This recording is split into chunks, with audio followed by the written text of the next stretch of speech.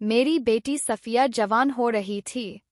वह हर रात अपने कमरे की कुंडी लगाकर सोती, लेकिन जब सुबह उठती तो उसकी हालत बहुत खराब होती। उसे ठीक से चला भी ना जाता। उसकी टांगों में बहुत दर्द होता और यह रोजाना होता। मैं बहुत परेशान थी। फिर एक रात ख्वाब में मेरा फौतशुदा शौहर अय्यूब आया और बोला, 3 रातें छुपकर अपनी बेटी के कमरे में रहना। मैंने ऐसा ही किया, लेकिन उस वक्त मेरी रूह तड़प गई जब मेरी बेटी ने अपना राज खोला। मेरा नाम रुसाना है। मैं एक जवान बेटी की मां हूँ। जैसे जैसे मेरी बेटी जवान हो रही थी, वह हमेशा अपने कमरे में बंद रहकर पढ़ाई करती। मैं इस बात से बहुत खुश थी कि मेरी बेटी पढ़ाई में बहुत ज़हीन थी। वह हमेशा अच्छे नंबरों से पास होती। मेरे शौहर इस दुनिया से जा चुके थे। एक रात मैंने ख्वाब में अपने शौहर को देखा। वह मुझसे कहने लगे कि 3 दिन तुम अपनी बेटी के कमरे में छुपकर देखना कि वह क्या करती है। मैंने ऐसा ही किया, लेकिन जो मंजर मेरे सामने आया उसने मेरे पाँव तले जमीन निकाल दी। मैं अपने शौहर की बात को नजरअंदाज ना कर सकी, लेकिन मेरी हैरत की इंतहा तब हुई जब रात 1 बजे मैं अपनी बेटी के कमरे में अलमारी के पीछे छुप गई। मेरी बेटी ने जो किया उसे देखकर मेरे होश उड़ गए। मैं 30 साल की थी जब बेवा हुई। मेरी शादी 20 साल की उम्र में हुई थी। मैं अपने शौहर से बहुत मोहब्बत करती थी, इसलिए दूसरी शादी ना की और सारी जिंदगी अपने शौहर के नाम पर गुजारने का फैसला किया। मैं एक 9 साल की बच्ची की मां थी जिसकी परवरिश मैंने बहुत मोहब्बत और लगन से की, ताकि मरने के बाद अपने शौहर को मुंह दिखाते हुए कह सकूं कि मैंने आपकी बेटी की परवरिश बहुत अच्छे तरीके से की। मेरी बेटी अब 21 साल की हो चुकी थी।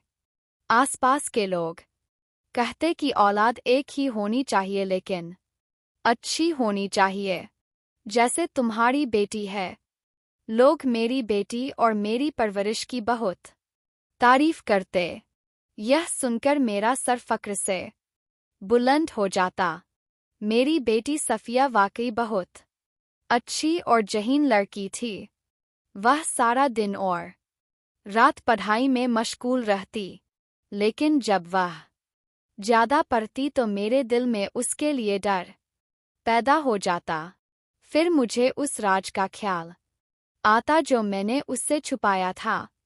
मुझे डर था कि कहीं इस राज की वजह से हमारे रिश्ते में दरार ना पड़ जाए, लेकिन मैं क्या करती। मैं चाहकर भी उसे अभी वह राज ना बता सकती, इसलिए दिल की बात दिल में रखकर बैठी थी। मैं चाहती थी कि मेरी बेटी की शादी जल्द हो जाए। मैं उसकी शादी इंटर की पढ़ाई मुकम्मल होने तक कर देना चाहती थी, ताकि वह उस राज तक ना पहुँचे जो मैंने छुपाया था। लेकिन मेरी बेटी और पढ़ना चाहती थी। जब भी मैं उससे शादी की बात करती, वह फौरन इनकार कर देती कि उसे अभी पढ़ाई करनी है और वह पढ़ लिखकर कुछ बनना चाहती है। एक दिन मैं शाम का खाना बना रही थी, तब मेरे शौहर के पुराने दोस्त का फ़ोन आया। वह हमें अपनी बेटी की शादी की दावत दे रहे थे और कह रहे थे कि जल्द अपनी बेटी को लेकर हमारे घर आ जाओ। हमारा उनसे बहुत अच्छा मेलजोल था, क्योंकि मेरे शौहर के दोस्त की बीवी मेरी बहुत अच्छी दोस्त थी। हम दोनों एक साथ कॉलेज में पढ़ा करते थे। उन्होंने कहा कि मेरी इकलौती बेटी सलमा की शादी है, इसलिए हम तुम्हें 1 हफ्ता पहले घर बुलाना चाहते। मैं इस बात से बहुत खुश हुई। मैंने कहा, फिक्र ना करो, हम जल्द तुम्हारे घर आएंगे, क्योंकि सलमा मेरे शौहर के दोस्त और मेरी दोस्त की बेटी थी। दरअसल मेरे शौहर का शुरू से इरादा था कि वसीम भाई सफिया की शादी अपने छोटे बेटे से कर दें, क्योंकि वह मेरी बेटी की उम्र का था। उसकी नौकरी भी अच्छी थी। मैं शुरू से वसीम भाई के छोटे बेटे को पसंद करती थी। वह देखने में भी अच्छा था। उसकी और सफिया की जोड़ी बहुत अच्छी लगेगी। वसीम भाई के 2 ही बच्चे थे। बेटी की शादी अब हो रही थी। उसके बाद बेटा था। मेरी बेटी इस घर में बहुत खुश रहेगी। मैंने जल्दी से खाना बनाया और सफिया के कमरे की तरफ जाने लगी। जैसे ही मैंने दरवाजा खोलने के लिए हाथ बढ़ाया तो देखकर हैरान रह गई कि सफिया ने कमरा अंदर से बंद किया हुआ था। मैंने जोर से दरवाजा खटखटाया। कुछ देर इंतजार के बाद दरवाजा खुला। मेरी बेटी को पसीना आ रहा था और वह बहुत घबराई हुई लग रही थी। मैंने कहा, क्या बात है सफिया, तुमने दरवाजा अंदर से क्यों बंद किया था और इतनी देर से क्यों खोला? वह बोली, अम्मा मैं बाथरूम में नहा रही थी। मैंने कहा, अच्छा छोड़ो, इधर आओ और मेरे पास बैठो। मैंने उसका हाथ पकड़कर उसे सोफे पर बिठाया। मैंने कहा, तुम्हें पता है तुम्हारे अंकल का फोन आया था। वह सलमा की शादी के लिए बुला रहे हैं। तुम तैयारी शुरू कर दो, 2 दिन बाद निकल जाएंगे। यह सुनकर सफिया के चेहरे का रंग उड़ गया। वह बोली, अम्मा मैं नहीं जा सकूंगी। उसकी यह बात सुनकर मुझे गुस्सा आ गया। मैंने कहा, क्यों नहीं जाओगी? वह बोली, अम्मा मेरे इम्तिहान शुरू होने वाले हैं, मुझे तैयारी करनी है। मैं किसी हाल में पढ़ाई नहीं छोड़ सकती। मैंने कहा, बेटा बात समझो, अपनी सारी किताबें वहां ले जाना, वहां जाकर आराम से पढ़ लेना, इसमें क्या बड़ी बात है। मगर शादी में जाना जरूरी है, क्योंकि मैंने तुम्हारे लिए सलमा के भाई यासिर को पसंद किया है। तुम दोनों एक दूसरे से मिलोगे तो बात आगे बढ़ेगी। वो खाली आंखों से मुझे देखकर बोली, अम्मा मैं शादी के काबिल नहीं रही। मुझे उसकी यह बात बहुत बुरी लगी। मैं गुस्से में बोली, तुम्हारा क्या मतलब है? वो घबरा गई और बोली, अम्मा मैंने आपसे कितनी बार कहा कि मैं पढ़ लिखकर कुछ बनना चाहती हूँ। उसकी यह बात सुनकर मैं उसे घूरती रह गई। अगले दिन भी मैंने बहुत कोशिश की कि वह शादी में जाने के लिए राजी हो जाए, क्योंकि मैं उसे शादी में ले जाना चाहती थी। मैंने यहाँ तक कह दिया कि अगर तुम शादी में ना गई तो मैं भी नहीं जाऊंगी, लेकिन फिर भी उसने मेरी बात ना मानी। मैं पहले से अपनी दोस्त के घर जाना चाहती थी, लेकिन बेटी को मनाने की वजह से ना जा सकी। जबकि शादी में सिर्फ 5 दिन रह गए थे। मजबूरन मुझे अपनी तैयारी करनी पड़ी। मैं अपनी पुरानी दोस्ती खराब नहीं करना चाहती थी। मैंने सफिया से कह दिया कि मैं पड़ोस में कह जाऊंगी कि वह 1 हफ्ते के लिए तुम्हारे साथ रह ले। सफिया बोली, मुझे किसी पड़ोसन की जरूरत नहीं, मैं अकेली रह सकती हूँ। अगर उन्होंने मेरे कमरे में सोने की जिद की तो मैं क्या करूँगी? मुझे पढ़ाई में मसला होगा। मैं गुस्से से बोली, सफिया तुम जानती हो कि तालीम हासिल करने के साथ वालिदैन की इज्जत करना और उनकी बात मानना भी जरूरी है। फिर तुम बताओ कि तुम्हारे कमरे में ऐसी क्या चीज है जो वह तुम्हारे कमरे में नहीं सो सकती? अगर तुम्हें पढ़ाई में मसला होगा तो सोफे पर बैठकर पढ़ लेना। सफिया बोली, अम्मा आप जानती है कि मैं अपने कमरे में अकेली पढ़ाई करती हूँ, तभी मेरा फोकस अच्छा रहता है, इसलिए किसी की मौजूदगी में तंग होती हूँ। मैंने कहा, अच्छा ठीक है, पड़ोसन मेरे कमरे में सो जाएगी, तुम आराम से पढ़ाई कर लेना। बड़ी मुश्किल से शादी में जाने की तैयारी हुई। मैं जानती थी कि वसीम भाई जरूर पूछेंगे कि सफिया शादी में क्यों नहीं आई।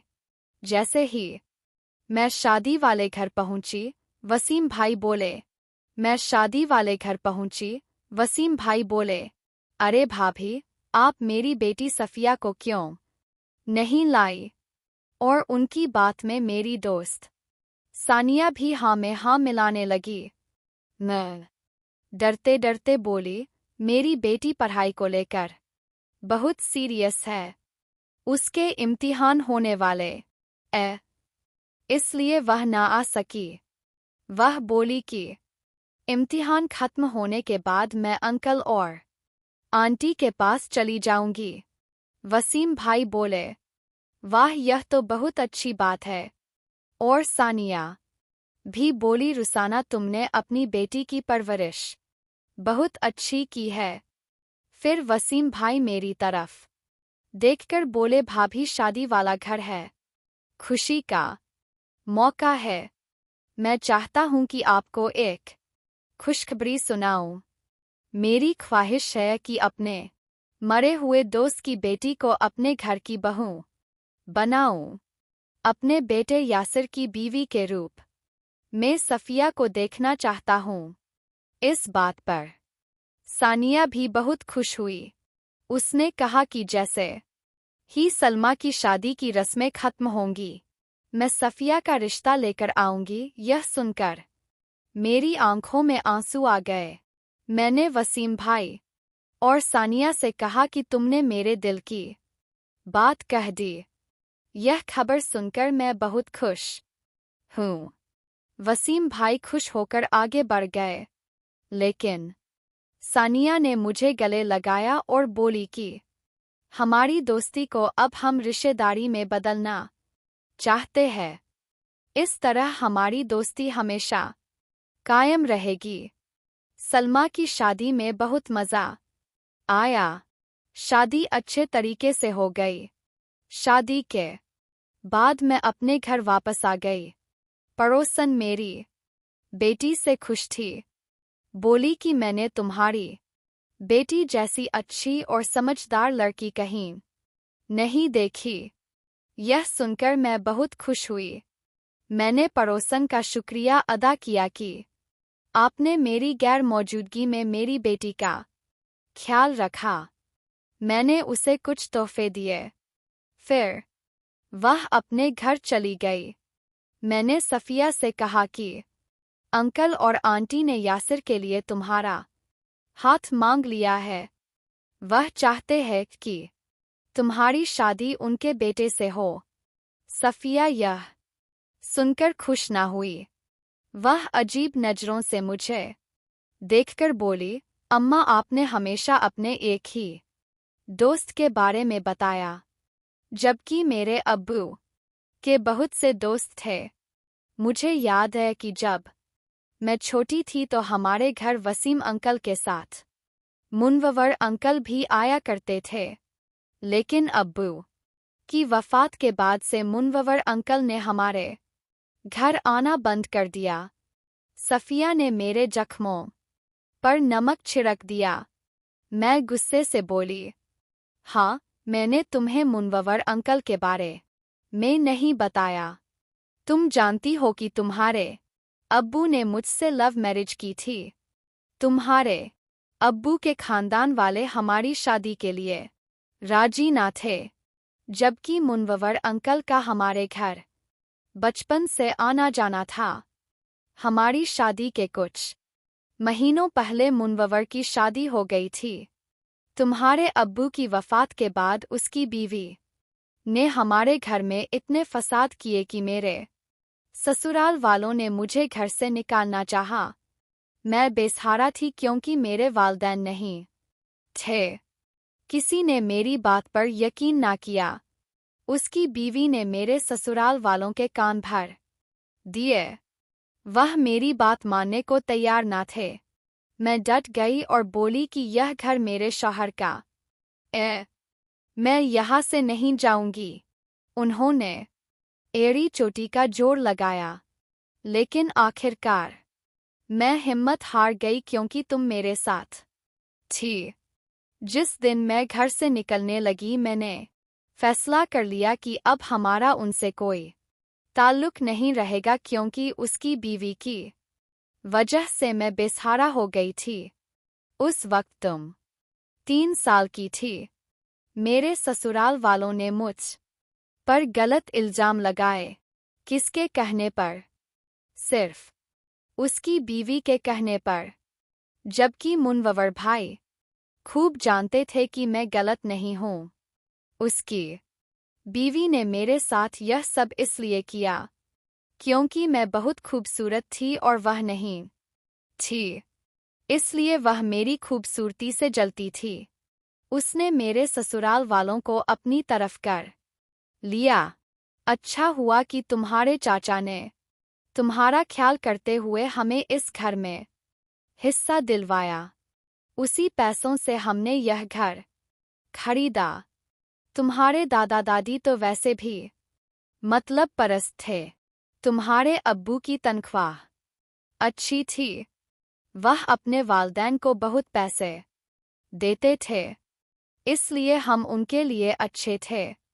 लेकिन जब तुम्हारे अब्बू फौत हो गए तो उनकी बीवी और बेटी हमारे लिए बुरी हो गई। तुम्हारे चाचा बहुत अच्छे हैं, इसलिए वह हमारे घर आते जाते हैं और मुश्किल में हमारा साथ देते हैं। लेकिन तुम्हारे दादा दादी मुनव्वर की बीवी के कहने में आ गए और उन्होंने हमें घर से निकाल दिया क्योंकि उसने हमारे घर में आग लगा दी थी। तुम्हारे दादा दादी ने बहुत कोशिश की कि तुम्हें अपने पास रखे, लेकिन मैंने साफ इनकार कर दिया। वह मुझे धमकाने लगे कि वह तुम्हें मुझसे जबरदस्ती छीन लेंगे। मैं उनकी धमकियों से हैरान रह गई, इसलिए मैंने पुलिस में उनके खिलाफ रिपोर्ट दर्ज करवाई। जब पुलिस तुम्हारे दादा दादी के घर गई तो तुम्हारे चाचा ने बात संभाल ली और पुलिस को वापस भेज दिया क्योंकि वह समझदार थे और इस तरह उनकी और उनके खानदान की गांव में बेइज्जती हो सकती थी। इसलिए उन्होंने अपने वालिदैन को समझाया कि वह हमें सुकून से जीने दें। उसके बाद उन्होंने हमारा पीछा छोड़ दिया और हम सुकून की जिंदगी गुजारने लगे। मैं इस घर में मुंतकिल हो गई। उसके बाद भी वह कभी कभी तंग करने आ जाते थे, लेकिन तुम्हारे चाचा बात संभाल लेते थे। उन्होंने मुझे बहुत तंग किया। वह मुझे डराते धमकाते थे, यहाँ तक कि उन्होंने तुम्हारी कस्टडी के लिए अदालत से ब्लैकमेल किया। लेकिन बड़ी मुश्किल से तुम्हारे चाचा ने सारी बात संभाल ली। अगर वह मेरा सहारा न बनते तो आज तुम और मैं किसी के घर में झाड़ू बर्तन कर रहे होते। इसलिए मैंने तुम्हें अपने दादा दादी मुनव्वर और उसकी बीवी के बारे में नहीं बताया ताकि तुम्हारा दिल उनकी तरफ से खराब ना हो। यह सुनकर सफिया का चेहरा उतर गया। वह बहुत परेशान हो गई और मैं उठकर अपने कमरे में चली गई। मुझे पिछले दिनों की परेशानियां आज भी याद थी और अपने शौहर की बहुत याद आती थी। मेरी अलमारी में मेरे शौहर के खत और उनके साथ मेरी तस्वीरें आज भी मौजूद थी। मैं एक एक चीज़ देखकर रोती जा रही थी। मैं उनके खत पढ़कर रोती और कभी उन्हें चूमती। मैं हर चीज़ बड़े गौर से देख रही थी। तभी मेरी नज़र उनकी डायरी पर पड़ी। उनकी एक सिया कवर वाली डायरी गायब थी जो मेरे शौहर की थी, उन्हें डायरी लिखने का बहुत शौक था। मैं अंदर ही अंदर बहुत डर रही थी। मैंने सारी अलमारी और अपने कमरे की तलाशी ली, लेकिन वह डायरी कहीं ना मिली। फिर मेरे दिल में ख्याल आया कि कहीं वह डायरी सफिया के हाथ तो नहीं लग गई, क्योंकि उस डायरी में सफिया की जिंदगी का सबसे बड़ा राज लिखा था। मेरी बेटी कॉलेज जाती थी और वहां से आकर सारा दिन पढ़ाई करती। मेरी हर बात मानती थी, लेकिन पिछले 15 दिनों से वह बहुत परेशान लग रही थी और अजीब हरकतें करने लगी थी। उसने सब कुछ छोड़ दिया था, बस चिड़चिड़ी रहती थी, मेरी बात भी न मानती थी। मैं उसकी वजह से बहुत परेशान थी, इसलिए मैंने सोचा कि किसी वक्त उसके कमरे की तलाशी लूंगी। मैं रात भर यह सोचती रही और सो गई। मैं गहरी नींद में थी जब मुझे ख्वाब में मेरे शौहर मिलने आए। वो बोले, रुखसाना, 3 दिन मेरी बेटी के कमरे में छुपकर उसे देखना कि वह क्या करती है। जब मेरी आँख खुली तो मैं हैरान हो गई कि यह कैसा ख्वाब था। इसने मुझे चौंका दिया। मेरे शौहर कई सालों बाद ख्वाब में आए थे और ख्वाब भी अजीब सा था। मुझे फौरन फिक्र होने लगी कि कहीं मेरी बेटी किसी मुसीबत में तो नहीं। इसलिए मैं जल्दी से उठकर उसके कमरे की तरफ गई। जैसे ही मैंने दरवाजा खोलने के लिए हाथ बढ़ाया तो देखकर हैरान रह गई कि रात के इस वक्त उसका कमरा अंदर से बंद था।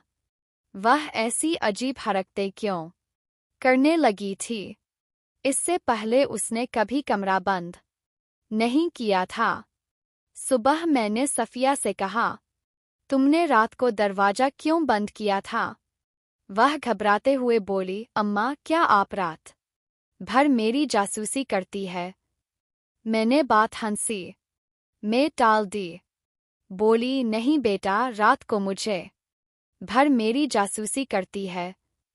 मैंने बात हंसी में टाल दी। बोली, नहीं बेटा, रात को मुझे डर लग रहा था, इसलिए तुम्हारे पास आ गई थी। वह बोली, मुझे नहीं पता कि आपको डर लग रहा था या नहीं, लेकिन अब मुझे आपसे बहुत डर लगने लगा है। मैं हंसी। खैर, मैंने फैसला कर लिया कि मैं अपने शौहर की बात को नजरअंदाज नहीं कर सकती। उसी रात मैं उसके कमरे में जाकर अलमारी के पीछे छुप गई। जैसे ही सफिया कमरे में आई, वह अपनी किताबें खोलकर पढ़ने लगी। मैं अलमारी के पीछे से उसे देख रही थी।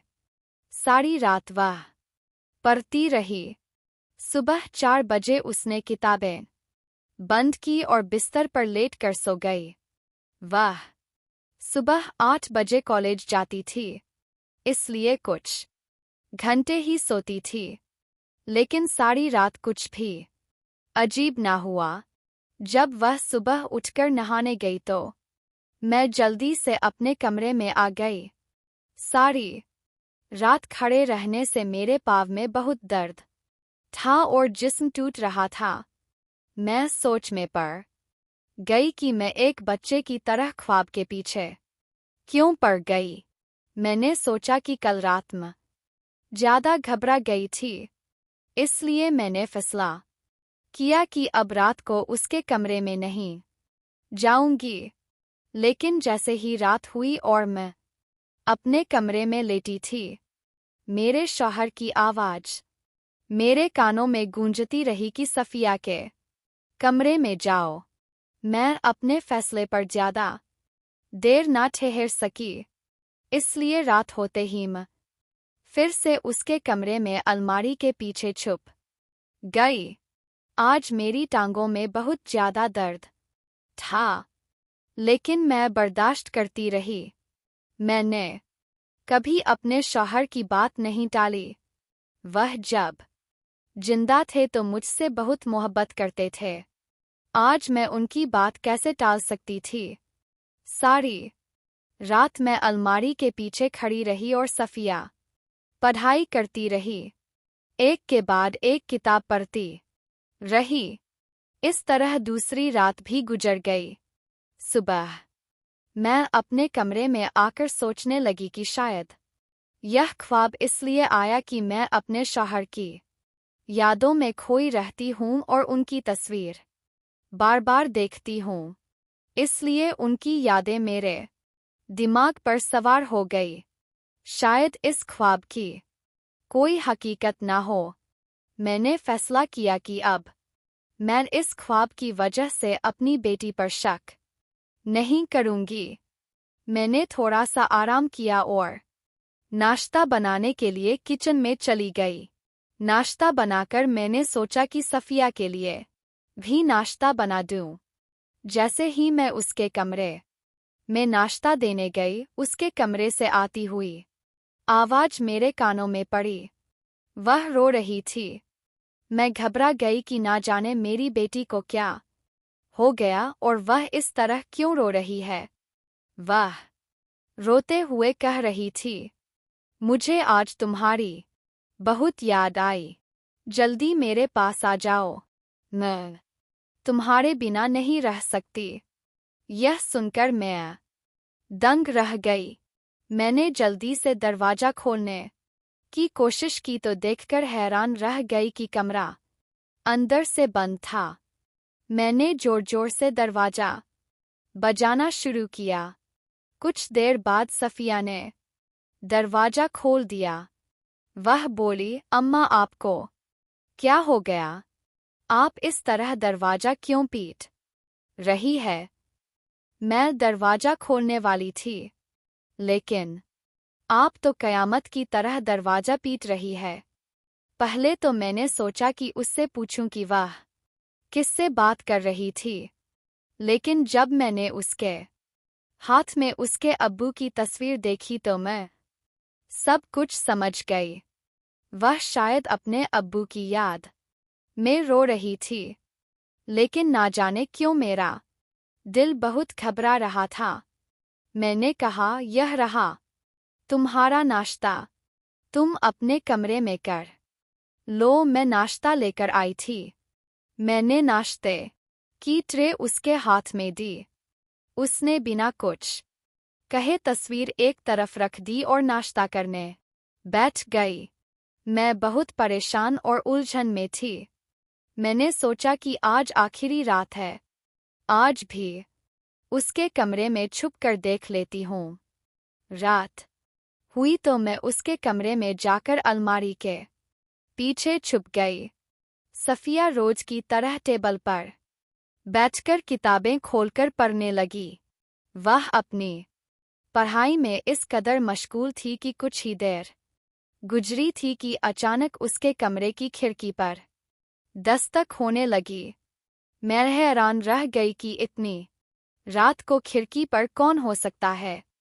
सफिया ने जल्दी से किताबें बंद की और खिड़की की तरफ गई। उसने खिड़की खोली।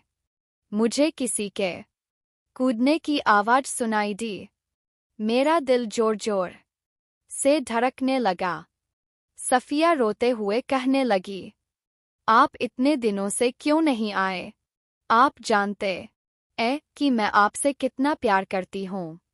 मुझे लगता है कि अगर मैंने आपको फोन ना किया होता तो आप आज भी ना आते।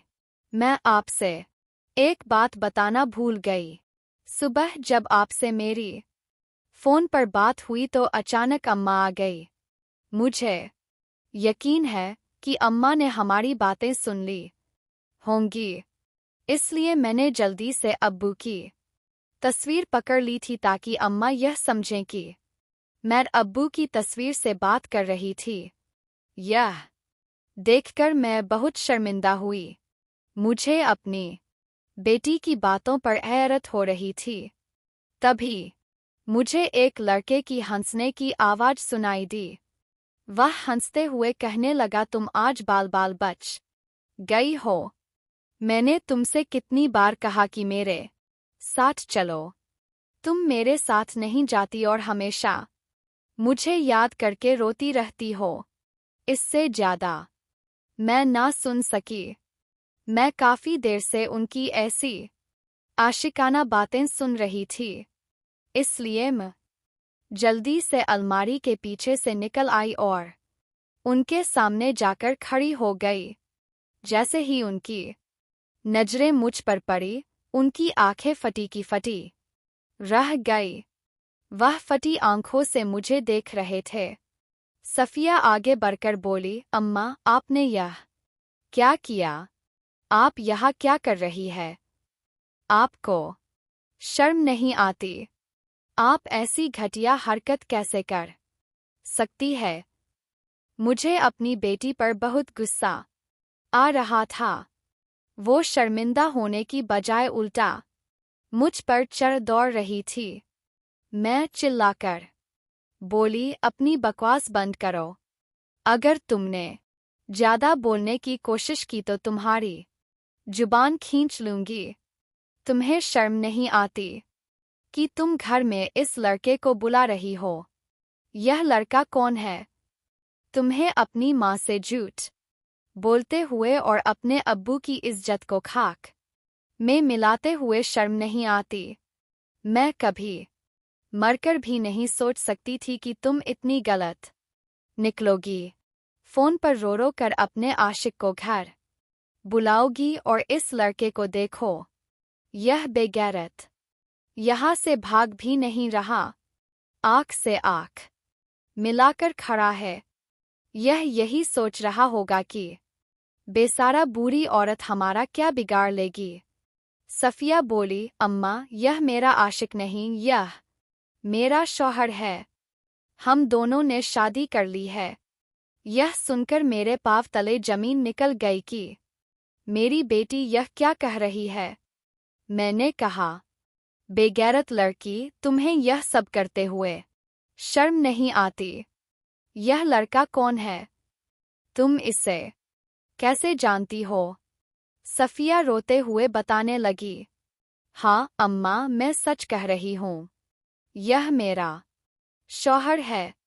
इसके बारे में मुझे अब्बू की डायरी से पता चला। उस डायरी में इसका एड्रेस भी लिखा था। इसका नाम सोहेल है। अब्बू की डायरी में सोहेल के बारे में सब कुछ लिखा था। अब मैं सब कुछ जान चुकी हूँ। हम दोनों बचपन के दोस्त थे। हम एक साथ खेलते थे। अब्बू ने मेरा और सोहेल का रिश्ता पक्का कर दिया था। डायरी में लिखा था कि मेरी ख्वाहिश है कि मेरी बेटी की शादी मेरे दोस्त के बेटे सोहेल से हो। मेरी बेटी के पैदा होने के बाद मैंने अपने दोस्त से वादा किया था कि मेरी बेटी जवान होने के बाद तुम्हारे बेटे की बीवी बनेगी और तुम्हारे घर की बहू बनकर जाएगी।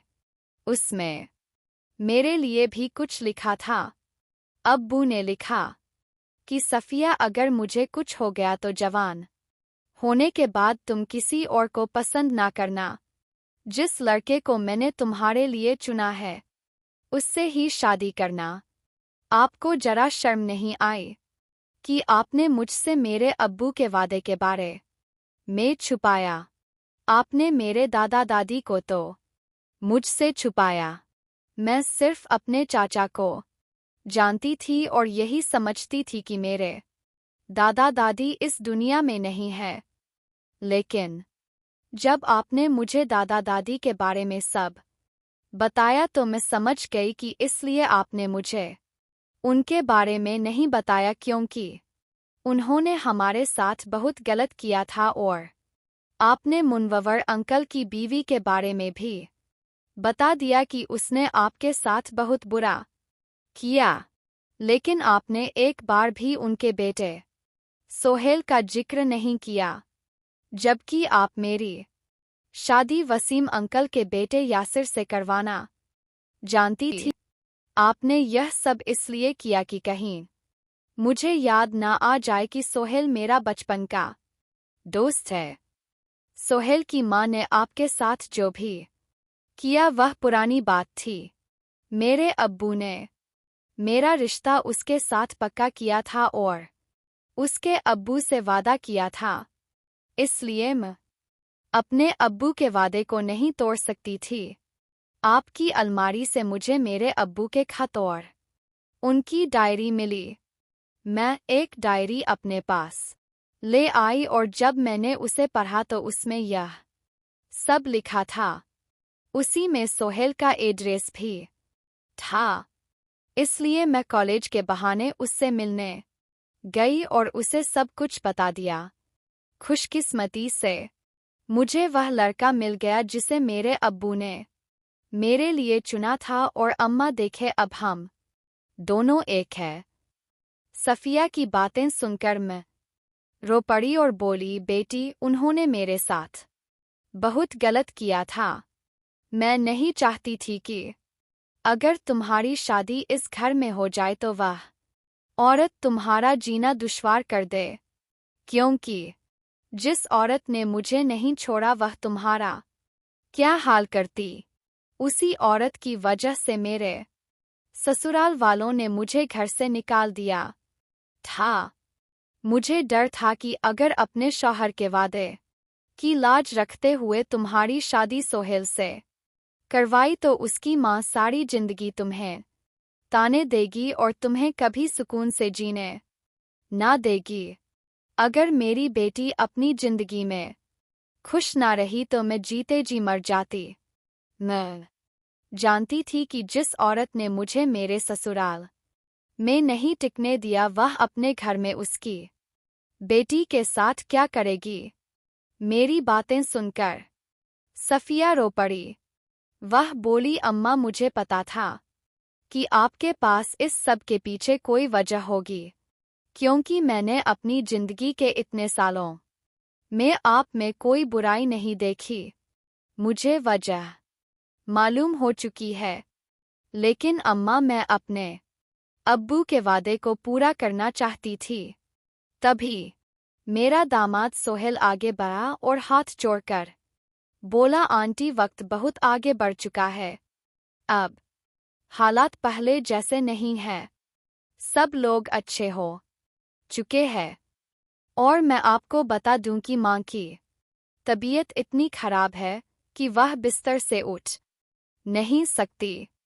शायद उन्होंने जो आपके साथ किया, अल्लाह ने उन्हें उसकी सजा दी है। उन्हें कैंसर हो गया है। वह ना बोल सकती और ना हिल सकती है। डॉक्टर ने कुछ दिनों का वक्त दिया है। उनकी हालत बहुत सीरियस है। आप मेरे साथ चले और माँ को उनकी गलती के लिए माफ कर दें। शायद उनकी जिंदगी के बाकी पल वह सुकून से जी सकें। मेरी बेटी सोहेल से शादी कर चुकी थी। अब मेरे पास इनकार की कोई गुंजाइश ना थी। मैं सोहेल और सफिया के साथ उसके घर चली गई। वहां सोहेल की मां बहुत बुरी हालत में बिस्तर पर लेटी थी। उसे देखकर मुझे बहुत तरस आया। वह मुझे देखकर रो पड़ी। वह कुछ बोल ना सकी, लेकिन उसकी आंखों से लग रहा था कि वह मुझसे माफी मांग रही है। मैंने उसके करीब जाकर कहा, मैंने तुम्हें माफ कर दिया। अब हमारे बच्चों ने शादी कर ली है। उन्हें दुआ दो। यह सुनकर उसकी आंखों से आंसू निकलने लगे और वह रो रही थी। मुनव्वर भाई मुझे देखकर बहुत खुश हुए और बोले, भाभी, जब से उसकी तबीयत खराब होनी शुरू हुई वह समझ गई थी कि उसने आपके साथ गलत किया। अल्लाह उसे उसी की सजा दे रहा है। वह आपसे माफी मांगना चाहती थी, लेकिन उसकी हिम्मत ना हुई। उसने कहा था कि जब मैं ठीक हो जाऊंगी तो खुद रुसाना के घर जाकर माफी मांगूंगी। लेकिन उसकी हालत दिन अब दिन खराब होती गई और वह आपसे माफी ना मांग सकी। जब सफिया हमारे घर आई और उसने सब कुछ बताया तो मैंने खुद इन दोनों की शादी करवाई और हमने आपको इसलिए नहीं बताया क्योंकि हमें पता था कि आप कभी इस शादी के लिए राजी नहीं होंगी क्योंकि आपके साथ बहुत बुरा हुआ था और मैं अपने दोस्त के वादे को भी पूरा करना चाहता था। मुनव्वर भाई मेरे सामने हाथ जोड़कर बोले, भाभी माँ, अपनी बीवी की तरफ से आपसे माफ़ी मांगता हूँ। उसे माफ़ कर दें और हमारे बच्चों को भी, जिन्होंने आपसे छुपकर शादी की। मेरी बेटी खुश थी, यही मेरे लिए बहुत था। मैंने कहा, जो हुआ सो हुआ, आपको शर्मिंदा होने की जरूरत नहीं। मैंने उसे माफ़ कर दिया कहकर मैं अपने घर आ गई। लेकिन अगले दिन जो खबर आई उसने मेरे पाँव तले जमीन निकाल दी।